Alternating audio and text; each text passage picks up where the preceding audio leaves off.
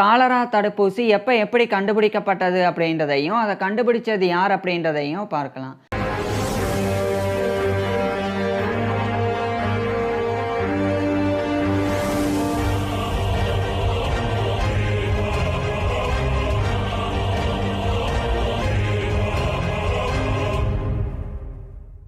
கடந்த காலங்கள்ல காலரான்ற இன்ஃபெக்ஷன்னால உலகம் முழுவதிலும் இருக்கக்கூடிய எண்ணிலடங்காத மனிதர்கள் ரொம்ப மோசமா பாதிக்கப்பட்டு இறந்து போனாங்க. காலராவானது குறிப்பிட்ட இடங்கள்ல ஏற்படக்கூடிய எபடமிக்காவும் இருந்தது. பல நாடுகள்ல ஏற்படக்கூடிய பேண்டமிக்காவும் இருந்தது. காலராவுடைய மொர்டாலிட்டி ரேட் ரொம்ப ஹையா இருந்தது. அதாவது காலராவுடைய இறப்பு விகிதம் குறைஞ்சது 30%, அதிகபட்சம் 90% இருந்தது. உதாரணமா 100 பேர் காலரானால பாதிக்கப்பட்டா குறைஞ்சது 30 பேர் இறந்து போயிடுவாங்க. அதிகபட்சம் 90 பேர் இறந்து போயிடுவாங்க. அந்த அளவுக்கு மோசமான பாதிப்பை காலரான்ற தொற்று நோய் ஏற்படுத்தி வந்தது. இப்பேற்பட்ட காலராவை சமாளிக்க முடியாம அந்த காலகட்டத்தில் மருத்துவ உலகம் திணறி வந்தது. இதுக்கு முக்கியமான காரணம் காலரா எப்படி ஏற்படுது, அதுக்குண்டான காரணம் என்ன, அது எப்படி சமாளிக்கிறது அப்படின்ற தெளிவான புரிதல் இல்லாதது தான். இப்பேற்பட்ட சூழ்நிலையில தான் 1854ஆம் ஆண்டு இத்தாலியில் இருக்கிற ஃப்ளோரன்ஸ்ல காலராவுடைய அவுட் பிரேக் ஏற்பட்டது. அப்போ அந்த இத்தாலியை சேர்ந்த கிரேட்டஸ்ட் அனாட்டமிஸ்ட் அண்ட் பெத்தாலஜிஸ்டான ஃபிலிப்போ பேச்சினி அப்படின்ற ஒரு நபர். அவர் இட்டாலியில் இந்த காலரானால் பாதிக்கப்பட்டு இறந்தவங்களினுடைய உடலை அட்டாப்சி பண்ணி வந்தாங்க, பிரேத பரிசோதனை பண்ணி வந்தாங்க. அப்போ இந்த காலரானால் பாதிக்கப்பட்டு இறந்தவங்களினுடைய இன்டெஸ்டினல் டிஷ்யூஸில், குடல் திசுக்களில் ஒரு வகையான பாக்டீரியாஸ் இருக்குது அப்படின்றத கண்டறிஞ்சாங்க. அது ஸ்மால் கமா ஷேப்டில் இருக்குது அப்படின்றதையும் கண்டறிஞ்சாங்க. அதாவது சின்ன கமா வடிவத்தில் ஒரு பாக்டீரியா இருக்குது அப்படின்றத அந்த ஃபிலிப்போ பேச்சினி அப்படின்ற அனாட்டமிஸ்ட் கண்டறிஞ்சாங்க. அதை கண்டுபிடிச்சதுக்கு அப்புறமா அதுதான் காலராவை ஏற்படுத்துது அப்படின்னு சொல்லி இவர் ஐடென்டிஃபை பண்ணி அடையாளம் கண்டு சொன்னாங்க. ஆனால் அப்போ அதை மருத்துவ உலகம் பெருசாக ஏற்றுக்கலை. இப்படியே சில வருடங்கள் போகுது. அதுக்கப்புறம் 1883ஆம் ஆண்டு ராபர்ட் கோக் அப்படின்ற ஒரு கிரேட்டஸ்ட் ஃபிசிஷியன், அவர் ஜெர்மனியை சேர்ந்த ஒரு ஃபிசிஷியன் அண்டு மைக்ரோபயாலஜிஸ்ட். இந்த ராபர்ட் கோக்கோடைய full name Heinrich Hermann Robert Koch. அவர் இந்த காலரா ஏற்படுத்தக்கூடிய பாக்டீரியா என்ன அப்படின்னு சொல்லி ரிசர்ச் பண்ணி வந்தாங்க. அப்போ அவர் இந்த ஸ்மால் கமா ஷேப்டு பாக்டீரியா தான் காலராவை ஏற்படுத்துது அப்படின்னு சொல்லி அவர் கன்ஃபார்ம் பண்ணாங்க. அதாவது ஃபிலிப்போ பேச்சினி அந்த ஸ்மால் கமா ஷேப்பில் இருக்கக்கூடிய பாக்டீரியா காலராவை ஏற்படுத்துது அப்படின்னு ஐடென்டிஃபை பண்ணாங்க, அடையாளம் கண்டாங்க. ஆனால் ராபர்ட் கோக் அதை உறுதிப்படுத்தினாங்க. அதையும் குறிப்பாக ஆய்வுக்கூட ஆராய்ச்சி, லேபரேட்டரி ரிசர்ச் மூலமாக பாக்டீரியாஸை கல்ச்சர் பண்ணி வளர்த்து அந்த பாக்டீரியாஸ் தான் இந்த காலராவை ஏற்படுத்துது அப்படின்னு ராபர்ட் கோக் கன்ஃபார்ம் பண்ணாங்க. கன்ஃபார்ம் பண்ணது மட்டும் இல்லாமல் அதுதான் விப்ரியோ காலரே அப்படின்ற பாக்டீரியா அப்படின்னு அறிவித்தாங்க. ஸோ இப்போ விப்ரியோ காலரே அப்படின்ற இந்த பாக்டீரியா தான் காலராவை ஏற்படுத்துது அப்படின்னு 1883ஆம் ஆண்டு மருத்துவ உலகம் ஏற்றுக்கொண்டது. இதுக்கப்புறமா இப்போ இந்த காலராவை சமாளிக்கிறதுக்கு அந்த பாக்டீரியாஸை அழிக்கணும், அல்லது இந்த பாக்டீரியாவை சமாளிக்க முடியணும் நம்மளுடைய உடல்னால். அப்போ தான் இந்த காலராவை ஒழிக்க முடியும் அப்படின்னு சொல்லி மருத்துவ உலகம் அந்த காலராவை தடுக்கிறதுக்குண்டான தடுப்பு மருந்து கண்டுபிடிக்கக்கூடிய முயற்சியை மேற்கொள்ள தொடங்கினாங்க. அதில் ரொம்ப முக்கியமான ஒரு பாக்டீரியாலஜிஸ்ட் ஜெய்மி ஃபெரான் ஐ க்ளூவா அப்படின்றவர். இவர் ஸ்பெயினிஷ் ஃப்ரெஞ்ச் பாக்டீரியாலஜிஸ்ட். இவர் ஸ்பெயினில் பிறந்தவர், ஸ்பெயினிஷ் ஃப்ரெஞ்ச் பாக்டீரியாலஜிஸ்ட். அவர் ஸ்பெயினில் இருக்கக்கூடிய வேலன்சியா அப்படின்ற ஒரு சிட்டி, அங்கே காலரா அவுட் பிரேக் 1884 நடந்து வந்தது. ஸோ அப்போ அந்த காலராவை சமாளிக்கிறதுக்காக தடுப்பு மருந்து கண்டுபிடிக்கக்கூடிய முயற்சியில் இந்த ஜெய்மி ஃபெரான் ஐ க்ளூவா அப்படின்ற இந்த ஒரு பாக்டீரியாலஜிஸ்ட் ரிசர்ச்லாம் பண்ணாங்க. அந்த ரிசர்ச் பண்ணும்போது இவருடைய எண்ணமாக இருந்ததுலாம் என்னென்னா, இம்யூன் சிஸ்டம் இந்த விப்ரியோ காலரே அப்படின்ற பாக்டீரியாவை சமாளிக்கிறதுக்குண்டான அந்த சக்தியை அந்த ஒரு இம்யூன் சிஸ்டம் அந்த எபிலிட்டி பெறணும் அப்படின்றது தான். ஸோ அதுக்காக இவர் ரிசர்ச் பண்ண ஆரம்பிக்கிறாங்க. பொதுவாகவே இப்போ நம்மளுடைய உடலில் பாக்டீரியா, வைரஸ் அல்லது ஃபங்கஸ் மாதிரியான மைக்ரோ ஆர்கானிசம்ஸ் நுழையும் போது உடனடியாக அதை ஃபாரின் ஆப்ஜெக்டாக நம்மளுடைய இம்யூன் சிஸ்டம் ரெகக்னைஸ் பண்ணிடும். ரெகக்னைஸ் பண்ணி அந்த உடலுக்குள்ளே நுழைஞ்ச பாக்டீரியா, வைரஸ் அல்லது ஃபங்கஸ் அதை எதிர்த்து நம்மளுடைய நோய் எதிர்ப்பு மண்டலம் போராட தொடங்கும், எதிர்த்து அதை அழிக்கவும் ஆரம்பிக்கும்.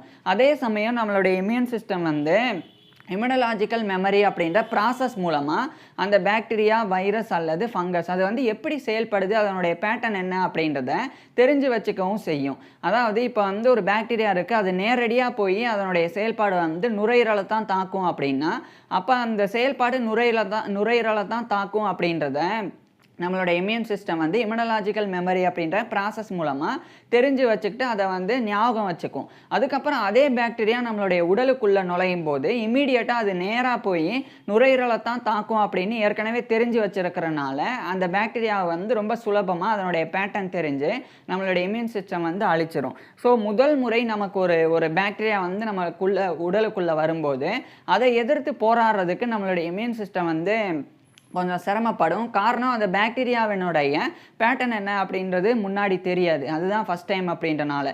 ஸோ அதை எதிர்த்து போராடிக்கிட்டே அந்த இம்யூனலாஜிக்கல் மெமரி அப்படின்ற ப்ராசஸ் மூலமாக இது எப்படி செயல்படுது அப்படின்னு நம்மளுடைய இம்யூன் சிஸ்டம் வந்து தெரிஞ்சு வச்சுக்கும். அதுக்கப்புறம் அதே பாக்டீரியா நமக்குள்ளே நுழையும் போது ரொம்ப சுலபமாக அந்த பாக்டீரியாவை நம்மளோட இம்யூன் சிஸ்டம் வந்து அழிச்சிரும். ஸோ இதுதான் வந்து கான்செப்ட். இப்படி இருக்கும்போது இந்த காலராவை ஏற்படுத்தக்கூடிய விப்ரியோ காலரே அப்படின்ற இந்த பாக்டீரியா வந்து நேராக வந்து குடலில் இன்டெஸ்டினலில் தான் வந்து பாதிப்பை ஏற்படுத்தும், கட்டில் தான். ஸோ அது வந்து நம்மளுடைய நோய் எதிர்ப்பு சக்தி தெரிஞ்சுக்கிறதுக்குள்ளேயே அது பல பாதிப்பை ஏற்படுத்தும். குறிப்பாக வயிற்று வலி, வயிற்றுப்போக்கு, அதுக்கப்புறமா வந்து தசைப்பிடிப்பு, வாந்தி, இதன் மூலமாக வந்து உடலில் நீரிழப்பு ஏற்படும். பிறகு பொட்டாசியம், சோடியம், குளோரைடு இது போன்றவைகள் வந்து சமநிலை இழந்து நம்மளுடைய உடலில் வந்து எலக்ட்ரோலைட் இம்பேலன்ஸ் ஏற்படும். அதுக்கப்புறம் ஷாக் அப்படின்ற பாதிப்பு நிகழும். இதன் மூலமாக காலரானால் பாதிக்கப்பட்டவங்களுடைய உடலில் சர்க்குலேட்டரி சிஸ்டம் பாதிக்கப்படும். இதுக்கப்புறம் பிளட் ஃப்ளோ சரியாக இருக்காது, லோ பிளட் ப்ரெஷர் ஏற்படும், ஹார்ட் பீட் வந்து இர்ரெகுலராக மாறி ரொம்ப ஹையாக வந்து ஹார்ட் பீட் வந்து துடிக்க ஆரம்பிக்கும். இதுக்கப்புறமா நம்ம அந்த காலரானால் பாதிக்கப்பட்டவங்களுடைய உடலில் இருக்கக்கூடிய உடல் உறுப்புகளுக்கு சரியாக வந்து ஆக்சிஜன் வந்து போகாது.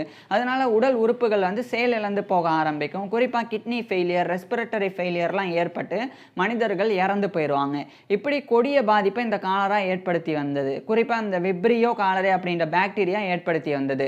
இதனாலேயே இந்த விப்ரியோ காலரே அப்படின்ற காலரா பாக்டீரியா வந்து எப்படி செயல்படுது அப்படின்னு நம்மளுடைய இம்யூன் சிஸ்டம் வந்து தெரிஞ்சுக்கிறதுக்கு முன்னாடியே நிறைய பேருடைய வாழ்க்கை வந்து முடிஞ்சது.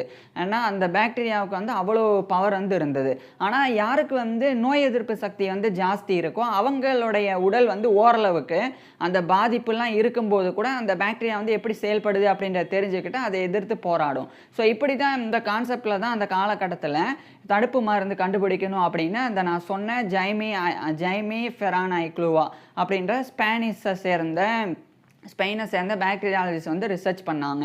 ஸோ அப்படி அவர் ரிசர்ச் பண்ணி முக்கியமான ஒரு தடுப்பு மருந்தை ஓரலாக வந்து கண்டுபிடிச்சாங்க. வாய்வழி தடுப்பு மருந்தை வந்து 1885 அந்த ஜைமி ஃபெரானைக்ளூவா அப்படின்றவர் கண்டறிஞ்சாங்க.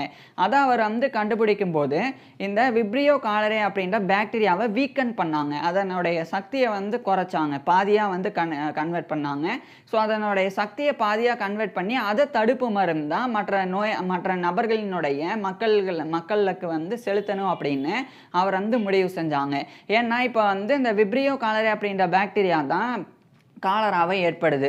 இதனுடைய தீவிரத்தை குறைச்சிட்டு அதுக்கப்புறம் அதை தடுப்பு மருந்தாக வந்து உடலுக்குள்ளே செலுத்தும் போது அந்த யாருக்குள்ள அந்த தடுப்பு மருந்து செலுத்துகிறாங்களோ அந்த நபரினுடைய இம்யூன் சிஸ்டம் வந்து விப்ரியோ காலரே அப்படின்ற பாக்டீரியாவினுடைய செயல்பாடை வந்து தெரிஞ்சுக்க ஆரம்பிக்கும். அதே சமயம் அதை அழிக்கவும் ஆரம்பிக்கும்.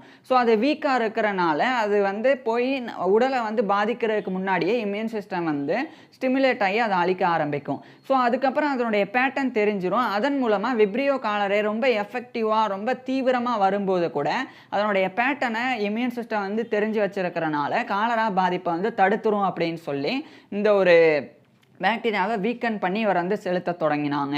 குறிப்பாக 1885 காலகட்டத்தில் 30,000க்கும் மேற்பட்ட மக்களுக்கு இவர் வந்து இந்த காலரா வேக்சினேஷன், ஓரல் வேக்சினேஷன் வந்து கொடுத்தாங்க.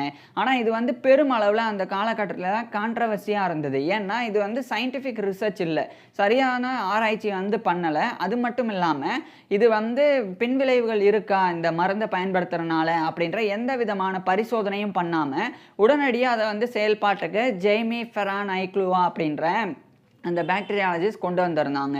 இதனாலேயே அது வந்து பெருமளவில் வந்து சர்ச்சையானது.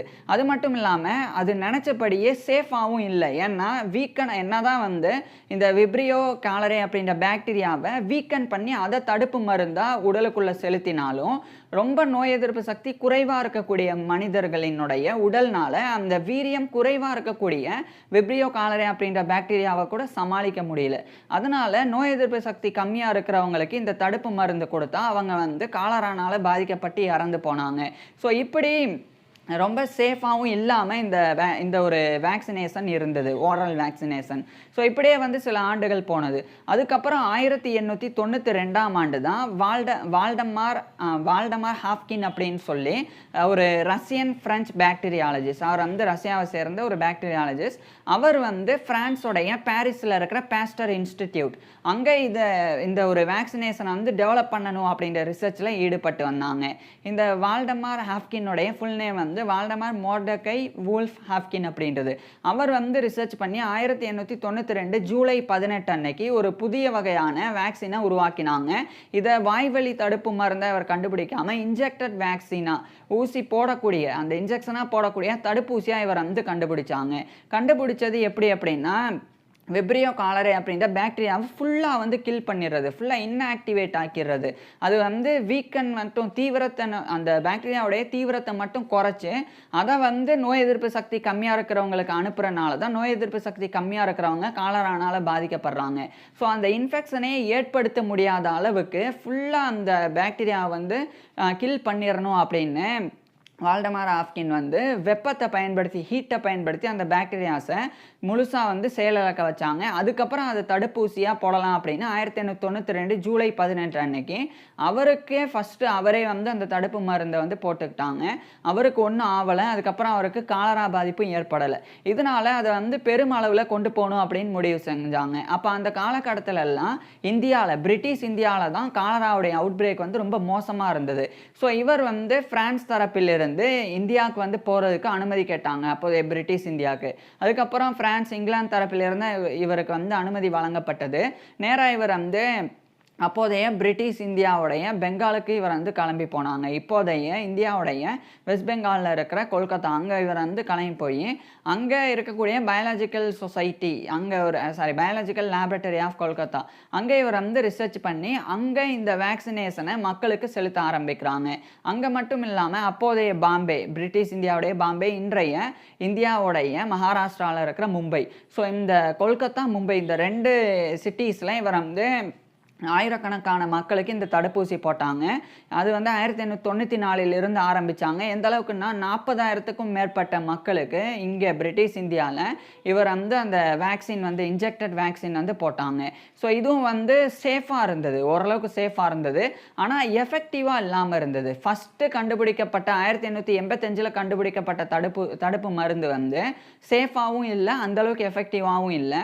ரெண்டாவது கண்டுபிடிக்கப்பட்ட இந்த வால்டமார் ஹாப்கினால் கண்டுபிடிக்கப்பட்ட தடுப்பு மருந்து, அந்த தடுப்பூசியானது சேஃபாக இருந்தது. ஆனால் அந்த அளவுக்கு எஃபெக்டிவாக இல்லை. எஃபெக்டிவாக இல்லைன்னா இப்போ ஒரு 100 பேருக்கு இந்த தடுப்பூசி போடுறாங்கன்னா 90 பேருக்கு அந்த பாதிப்பு வந்து ஏற்படலை, காலரா பாதிப்பு ஏற்படலை. ஆனால் மிச்சம் இருக்கக்கூடிய ஒரு 10 பேருக்கு வந்து என்னதான் தடுப்பூசி போட்டாலும் காலரா பாதிப்பு ஏற்பட்டது. ஏன்னா அது வந்து இன்னும் அது எஃபெக்டிவாக இல்லை அப்படின்ற நிலைமை இருந்தது. ஸோ இதுக்கப்புறம் 1896 இந்த ஒரு காலகட்டத்தில் ஜெர்மனியை சேர்ந்த ஒரு பாக்டீரியாலஜிஸ்ட் ஒரு நபர், வில்ஹெம் கால் அப்படின்னு, அவர் வந்து இந்த தடுப்பூசியை வந்து மேம்படுத்தினாங்க. அதுக்கப்புறம் 1902 ஜப்பானில் இந்த தடுப்பு ஊசியை வந்து கொடுத்தாங்க. இப்படியே வந்து 1970கள் வரைக்கும் தடுப்பூசி தான் வந்து பயன்படுத்தப்பட்டு வந்தது. அதுக்கப்புறம் தான் ஒரு முக்கியமான டாக்டர் ஜான் ரோலாண்ட் ஹோம்கிரேன் அப்படின்னு சொல்லி ஒரு முக்கியமான ஒரு மருத்துவர்.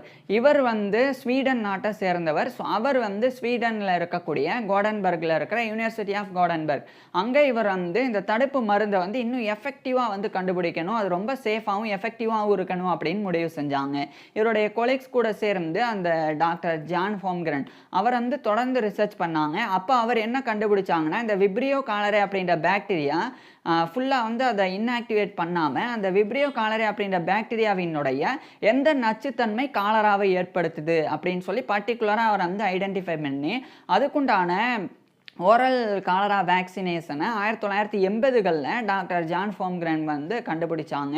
ஸோ அதுக்கப்புறம் அதுதான் வந்து பரவலாக வந்து உலக நாடுகள் வந்து ஏற்றுக்கொண்டு 1980களுக்கு பிறகு ஓரல் காலரா வேக்சின்ஸ் வந்து பயன்படுத்தப்பட்டு வருது. அதில் குறிப்பாக அவர் வந்து டூகோரல் வேக்சினை வந்து கண்டுபிடிச்சாங்க. அது மட்டும் இல்லாமல் சான்சோல் அப்படின்னு சொல்லி இன்னொரு வகையான வேக்சினும் இருக்குது. இது 2 வந்து இன்றைக்கி பரவலாக பயன்படுத்தப்பட்டு வருது. என்னதான் காலராக்கு உண்டான தடுப்பூசி கண்டுபிடிக்கப்பட்டிருந்தாலும் இன்னைக்கு வரைக்கும் ஆப்பிரிக்கா, சவுத் ஈஸ்ட் ஏசியா, அதுக்கப்புறம் வந்து அமெரிக்கா, இது போன்ற கண்டங்களில் இருக்கக்கூடிய பல நாடுகளில் அடிக்கடி காலராவினுடைய எபடமிக் வந்து தொடர்ந்து இருந்து தான் வருது. இதை சமாளிக்க முடியாமல் இருக்குதான். இருந்தாலும் அதை வந்து சமாளிக்க முடியலனாலும் அதை வந்து மேனேஜ் பண்ணுறதுக்கு இந்த மாதிரி தடுப்பு மருந்து வந்து உதவுது. ஸோ தடுப்பு மருந்துக்கு விதை ஈட்டது வந்து அந்த ஜெய்மி ஃபெரான் ஐக்ளூவா அப்படின்றவர்.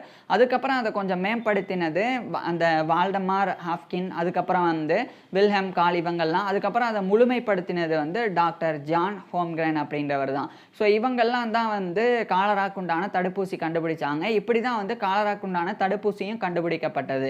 ஸோ இதே மாதிரி இந்த காலராக்குண்டான பாக்டீரியா, எந்த பாக்டீரியா காலரா ஏற்படுத்துது அப்படின்னு ராபர்ட் கோக்கும் அந்த ஃபிலிப்போ பேச்சினி அவங்க எப்படி கண்டுபிடிச்சாங்க அப்படின்ற சுவாரஸ்யமும் ஆச்சரியமும் நிறைந்த தகவலை நான் ஏற்கனவே பேசியிருக்கிறேன். அந்த வீடியோ பார்க்குறதுக்கு டிஸ்கிரிப்ஷனில் இருக்கிற லிங்கை கிளிக் பண்ணுங்கள், இல்லைனா டிஸ்பிளேவை டச் பண்ணுங்கள், நேராக அந்த வீடியோக்கே போயிடலாம். தேங்க்யூ.